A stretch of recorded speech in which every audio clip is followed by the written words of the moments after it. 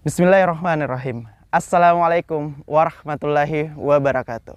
Alhamdulillah, assalatu wassalamu ala asrafil anbiya'i wal mursalin wa ala alihi washabihi ajmain, amma ba'd. Baik, apa kabar sahabat perisai umat? Semoga kita senantiasa dalam lindungan Allah, dikaruniai kesehatan dan diberikan kehidupan dan umur yang berkah oleh Allah. Sungguh suatu nikmat yang sangat tidak bisa kita bandingkan dengan nikmat apapun. Dan menjadi nikmat yang tertinggi di antara nikmat yang lainnya adalah nikmat di mana Allah masih memberikan kita kesempatan untuk bisa beriman. Nikmat dari nikmat sebuah ajaran, yaitu ajaran Islam. Olehnya atas nikmat iman dan nikmat Islam ini, kepada pembawa risalahnya, kita mari senantiasa mengirimkan sholawat dan salam kita kepada beliau sebagai junjungan kita, Nabi Allah Muhammad Sallallahu Alaihi Wasallam.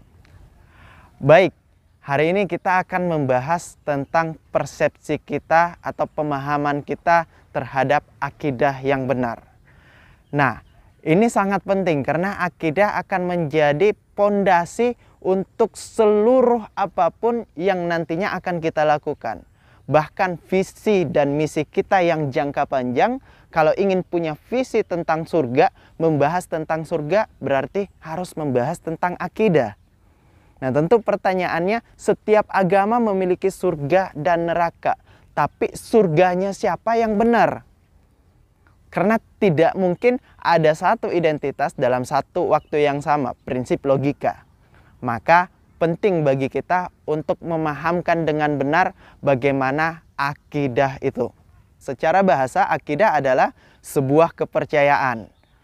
Nah, tetapi Syekh Taqiyuddin An-Nabhani menyampaikan bahwa definisi akidah adalah pemikiran tentang tiga hal: alam semesta, kehidupan, dan manusia, yang kemudian mengaitkannya dengan apa yang ada sebelumnya, sebelum ketiga hal itu, dan apa yang ada setelahnya. Nah, bagaimana pemahaman terhadap tiga hal atau pemikiran terhadap tiga hal ini menjadi akidah? Mari kita kaji lebih dalam lagi. Pertama, kita perlu melihat terhadap alam semesta ini. Nah, pertanyaan yang mengaitkannya adalah apa yang ada sebelumnya dan apa yang ada setelahnya. Nah, tanda kutipnya adalah kita mempertanyakan dari mana sih asal alam semesta ini? Dan akan seperti apa akhir dari alam semesta ini? Apakah alam semesta ini kekal? Ataukah alam semesta ini punya akhir? Apakah akan mengalami sebuah kehancuran? Apakah akan mengalami sebuah kehilangan, kekosongan, kembali kosong? Nah, ini sangat penting untuk kita pahami. Karena jawaban dari ini akan menguatkan akidah kita yang benar. Nah, pertama mari kita melihat terkait dengan apa yang ada di alam semesta ini. Sebuah sistem yang pastinya kita semua menyadari sistem ini begitu teratur.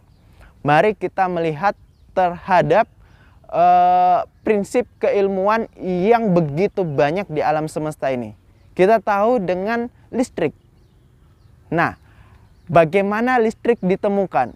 Bagaimana prinsip kausalitas dari sebuah listrik, sebab akibat dari listrik sehingga bisa membuat lampu menjadi menyala.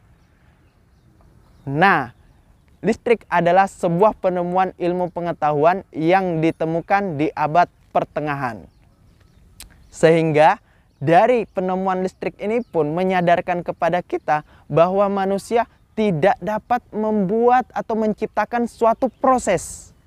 Manusia tidak dapat menciptakan sebuah proses, tapi manusia hanya menemukan sebuah proses yang kemudian dipahamkan menjadi ilmu pengetahuan. Ketika proses itu mendapatkan sebuah hasil yang diinginkan, maka itu menjadi ilmu pengetahuan.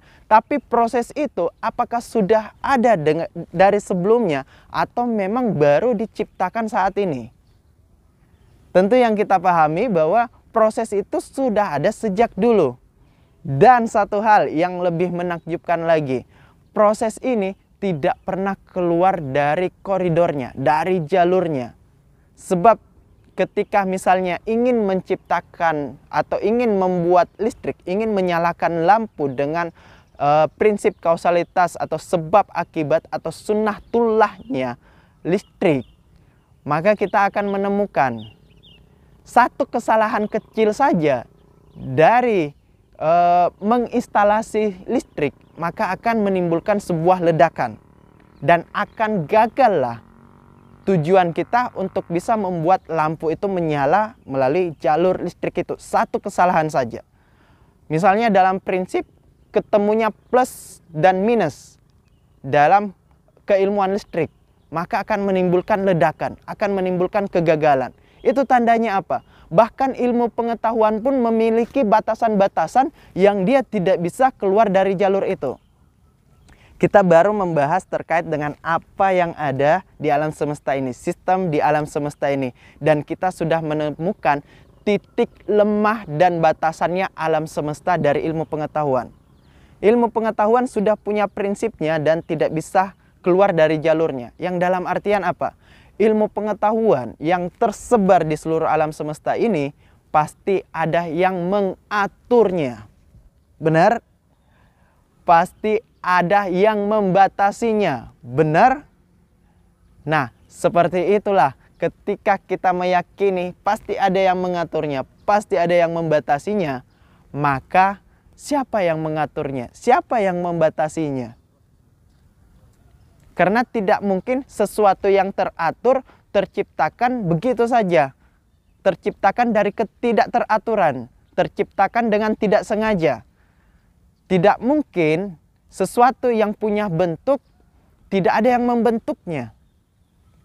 Pasti sesuatu yang punya bentuk ada yang membentuknya.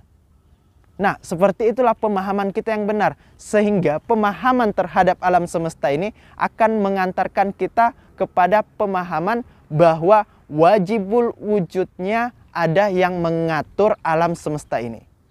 Wajibul wujudnya ada yang membentuk alam semesta ini. Sehingga pertanyaan selanjutnya, siapa? Gitu. Begitupun kalau kita membahas tentang manusia. Begitupun kalau kita membahas tentang kehidupan. Akan mengantarkan kita kepada akidah yang benar. Insya Allah. Baik, nanti di pertemuan selanjutnya akan kita bahas lagi bagaimana akidah ini dapat memberikan kepuasan akliyah atau pemikiran terhadap diri kita, kepuasan perasaan terhadap diri kita, sehingga dapat mencerminkan sebuah perilaku yang benar dan yang baik sesuai yang diharapkan dan diinginkan oleh Sang Pencipta. Wallahu a'lam bishawab. Semoga bermanfaat untuk kita semua. Saya akhiri dengan istighfar, astaghfirullahalazim, astaghfirullahalazim, subhanakallahumma wa bihamdika, asyhadu an la ilaha illa anta, astaghfiruka wa atubu ilaik. Assalamualaikum warahmatullahi wabarakatuh.